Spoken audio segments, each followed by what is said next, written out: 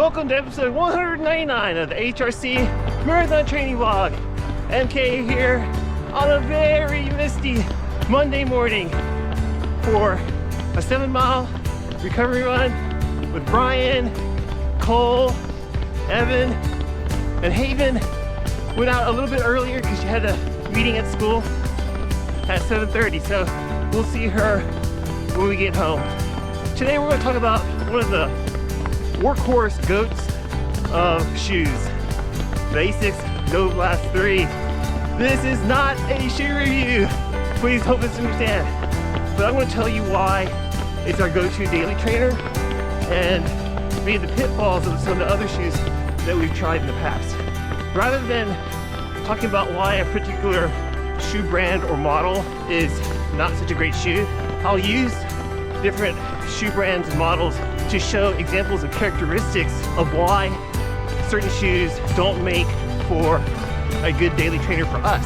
And hopefully you will find that helpful when you select your own shoes, and you can use good shoe reviewers like Michael Coe and other shoe reviewers to figure out which shoe brand and model is the best for you.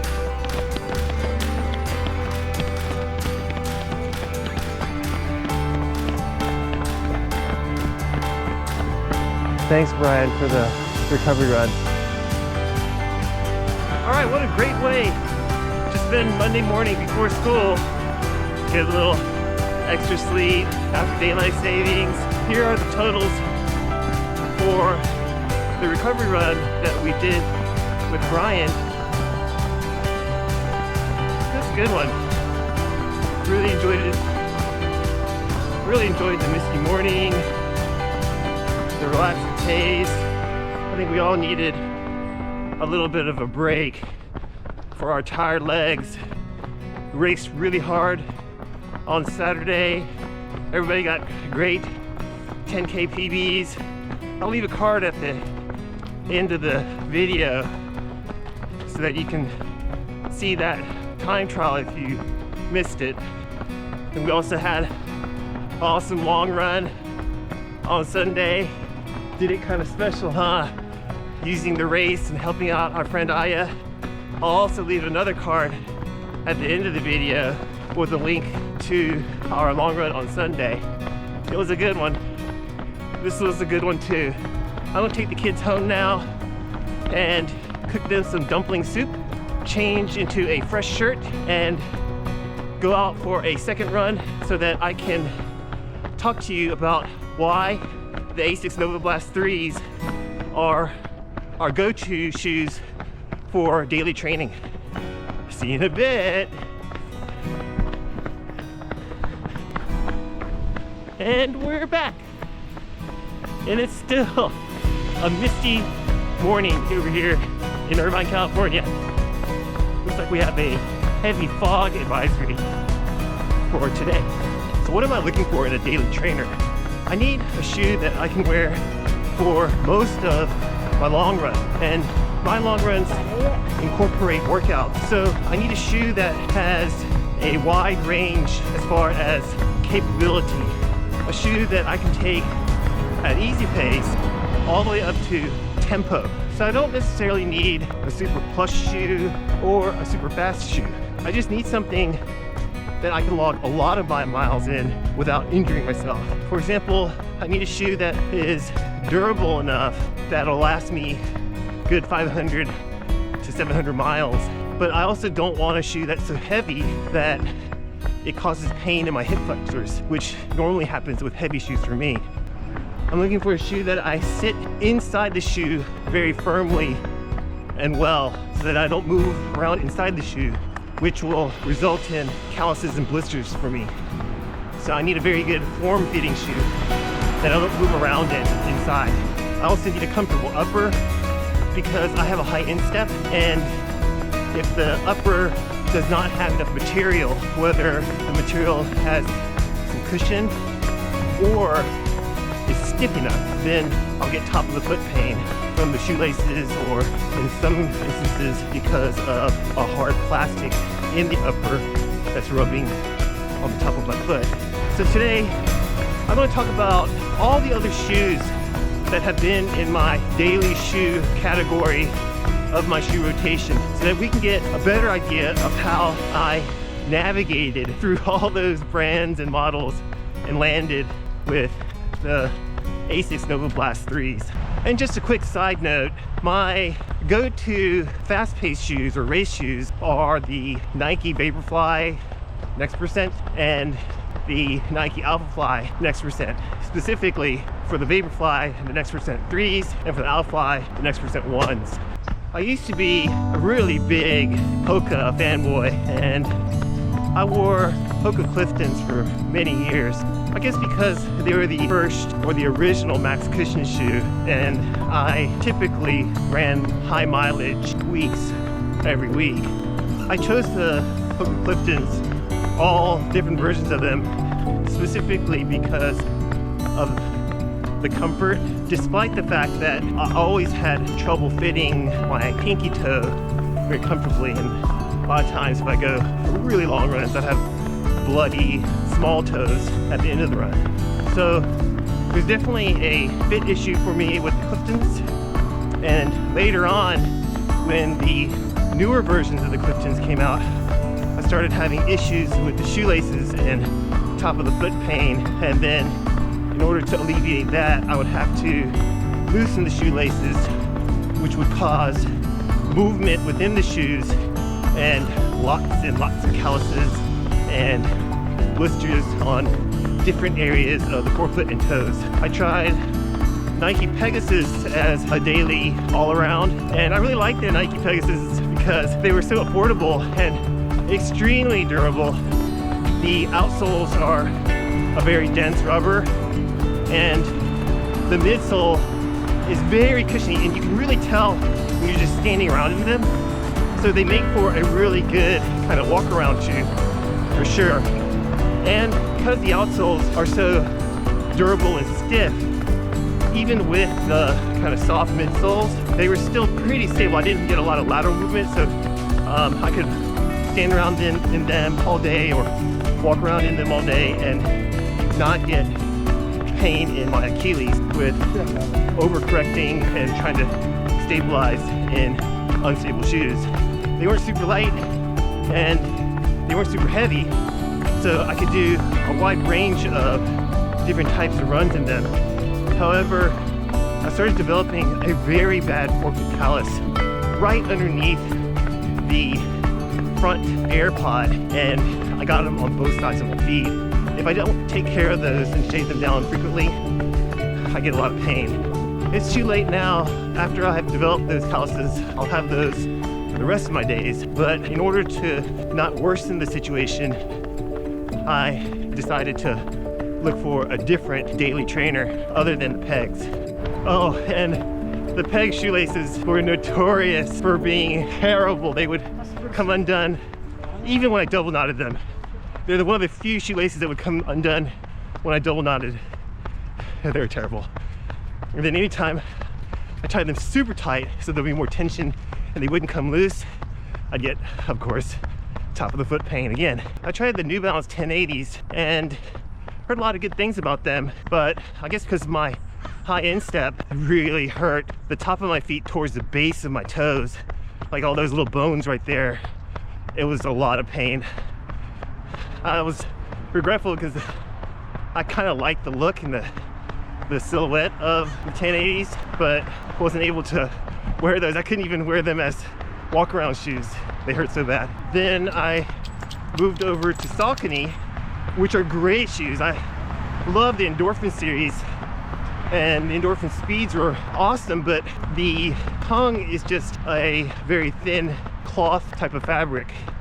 And anytime I would lace them up so that I'd get good lockdown, I would get a bruise on the top of my ankle where the knot contacted the top of my ankle, and it was very painful. I would end up tying them a lot more loosely than what they should be, and I ended up moving around a lot inside those shoes and causing a lot of blisters and calluses as well. So I ended up doing a lot of long runs in my race shoes. Now, The uppers in the race shoes are super thin as well, but the Vaporflies have a tongue that is more of a stiffer plastic type of material. So it distributes the pressure from the shoelaces across a wider area, surface area. So I don't get as much top of the foot pain, especially towards the top, towards my ankle where I'm tying the knot. And the Alpha Flies have their Flyknit kind of sock system, and they're super tight. It's kind of, when they're brand new, they're hard to get into. And because of that, I get a lot of even distribution of pressure all around the foot, and I don't have to tie the shoelaces that tight, and I don't get a lot of movement inside the shoe. So I was able to wear those two shoes comfortably on long runs. But the problem with those shoes while I did my long runs was they're very high stack height, and the foam, the Dmax foam, is very squishy. So there's a lot of lateral movement, like side to side movement in those shoes that I have to control with tiny kind of control muscles, and then my Achilles would get overworked if I stand around in them too long or jogged in them too much. And I mean, they're great when I'm like running at speed, like at marathon pace or faster, especially at faster than marathon pace. But when I'm in those shoes too long, I get a pretty inflamed Achilles tendon or Achilles tendonitis. So that led to me experimenting with other shoes, and I tried the Adidas Prime X to use as a long run shoe that I could do kind of faster speeds in. And same problem, that's even a higher stack height. And although the midsole is firmer and it has a dual carbon fiber rod system, they're using 2 carbon fiber plates instead of just 1. So it was pretty stiff, but it's just so high that even at speed, I was using or overworking my Achilles way too much, even at speed. So that was no good for me. I thought I could use it for some medium long runs and some tempo sessions, but I found that the upper was very uncomfortable for me. The upper has these hard plastic pieces where the eyelets are, and they hurt the small bones of the top of my feet a great deal. I would have bruising there and pain for many days if I run more than an hour and a half in them. So they're sitting on my shelf. I'm so scared to wear them. And then finally, I decided to give the Asics Novablast a go. And man, it was a life-changing experience because I was finally able to take a shoe that I could wear on my recovery days and then go all the way and take them all on the long runs where I go up to marathon pace and even tempo pace sometimes. And here's why the Asics Novablast 3s work well for me. First, they have a very high stack height. They're super high off the ground, so it gives me plenty of midsole to take on long runs and not destroy my feet. And for a shoe with that much stack, it's relatively light, and I don't get kind of overstraining of my hip flexors picking up shoes over 2.5 hours. I can run a short distance in any show anyway, but after it gets over 2 hours, it really starts wearing down on the tendons in the hip flexors.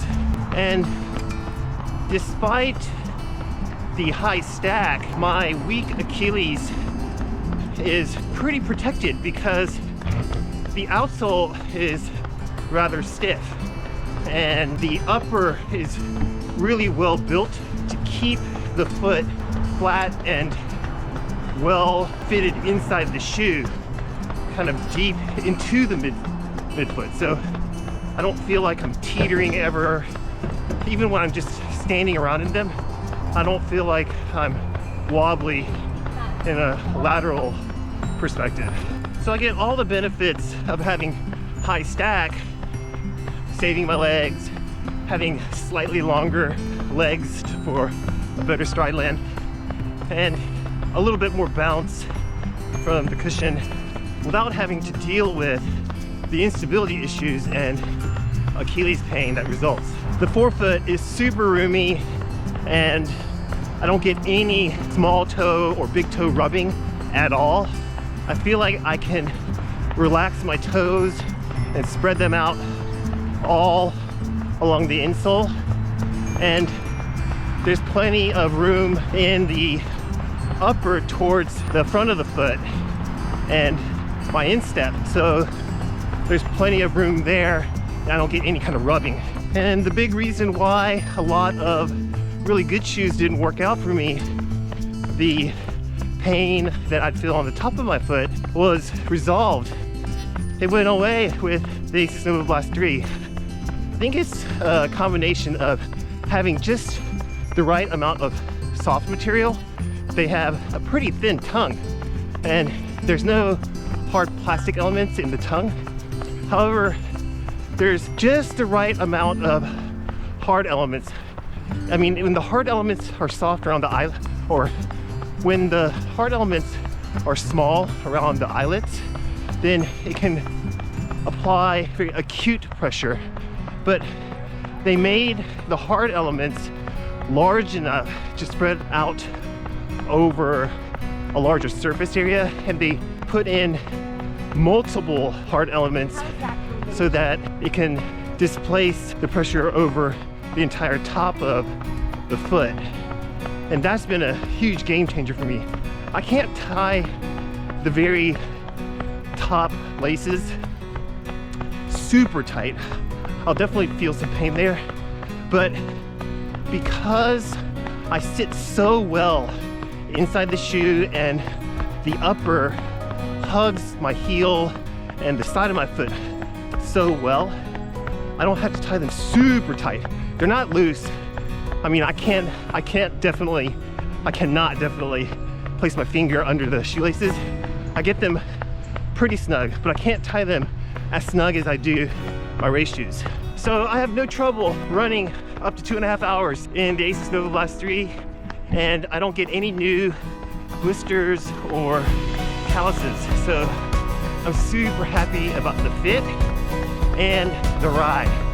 I can do a wide variety of training runs and workouts in the Asics Novablast 3, and my health, which is the most important, has improved a great deal. I also like that the shoes come in a very wide variety of colorways, so my kids like to wear them, and they always try out different colors when they get a fresh new pair. There are only two things that I dislike about the Asics Novablast 3, and that's one, these shoelaces are pretty crap shoelaces. They're way too long, and they would come undone all of the time. But now, when you buy shoes from Asics, they come with a different shoelace. So I just bought a fresh new pair, and they come with more of a stretchy, wide shoelace. And these do not come undone. I don't have to double knot them. I just tie them once in bunny ears, and they're good to go for 2.5 hours. The other thing that I dislike about the Asics Novablast 3s is, although I love the outsoles because they're stiff and they ride well on the road, they don't ride well on wet surfaces like wet gravel or wet sand, or the fine dirt that we have in Southern California, that kind of silt. So I find myself slipping a lot in those. They're pretty smooth, and although they're really grippy on asphalt and concrete, they're not so grippy on grass or wet trail. So if you're looking for a good all-around daily trainer that you can use anywhere from easy runs all the way to tempo effort, and if you're just starting out and you just want one shoe, even to use on race day, I think the Asics Novablast 3 works really well. right now the Asics Novablast 3 is on sale everywhere. On their own Asics website, as well as the Running Warehouse in the United States.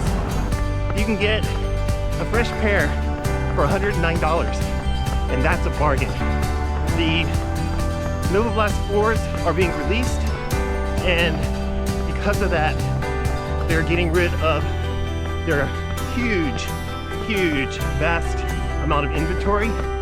So there's still a lot of colorways to choose from and a lot of sizes to choose from, but you're going to have to move pretty quickly. I have a strong feeling that there's going to be a lot less inventory real soon. Thanks for joining me on this awesome misty morning recovery run. Here are some of the data that I ended the run with.